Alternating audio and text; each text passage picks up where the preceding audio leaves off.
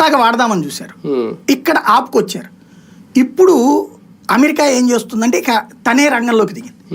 రంగంలోకి దిగి ఈ దేశాల్లో ఆ డీప్ స్టేట్ టీము అక్కడ సైన్యంతో కాంటాక్ట్ పెట్టుకుంటుంది. సైన్యం వాళ్ళకి డబ్బులు ఏరేస్తుందా, లేకపోతే వాళ్ళ దేశంలో స్థిరత్వం, నేను ఇందాక చెప్పినట్టు సాంస్కృతిక స్థిరత్వం ముఖ్యం. అమెరికాలోకి వెళ్ళి బతకగలరు వీళ్ళు, యూరప్ దేశాల్లోకి వెళ్ళి బతకగలరు ఈ 4 దేశాలు.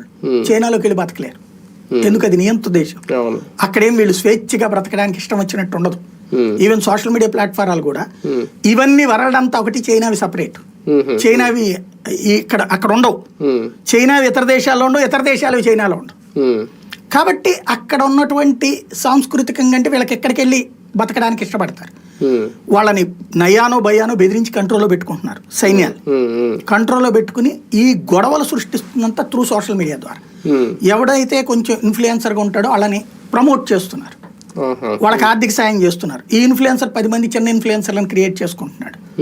వీళ్ళందరికీ ఆర్థిక సాయం ఏమన్నాడంటారు, అక్కడ ఎన్జిఓల రూపంలో సాయం చేస్తారు. ఇప్పుడు ఫర్ ఎగ్జాంపుల్ ఒకడికి బాగా దురద ఉంటుంది, అడిగే రిటైర్ అయిపోయిన ప్రొఫెసర్ లేకపోతే ఏదో నెల జీతం వస్తుంటుంది, ఏదో ఒకటి మాట్లాడుతూ ఉండాలి. ఏది ఎక్కువ ప్రచారం పొందుతుంది, అందరూ మాట్లాడేటప్పుడు దానికి భిన్నంగా మాట్లాడితే ప్రచారం బాగా వస్తుంది అనుకుంటాడు. అలా మాట్లాడేటటువంటి వాడు ఆ దేశానికి వ్యతిరేకంగా మాట్లాడితే బాగుంటుంది, అప్పుడు ప్రచారం ఎక్కువ వస్తుంది. అతనికి అక్కడికి పిలిచి అవార్డు ఇస్తారు, అమెరికాలో కూర్చోబెట్టి భోజనం పెడతారు. అసలు మీరు సూపర్ సార్, మీ మేధస్సుకి హ్యాట్స్ ఆఫ్ సార్ అని అక్కడ సెల్యూట్ కొడతారు 4 అమ్మాయిలు వచ్చి.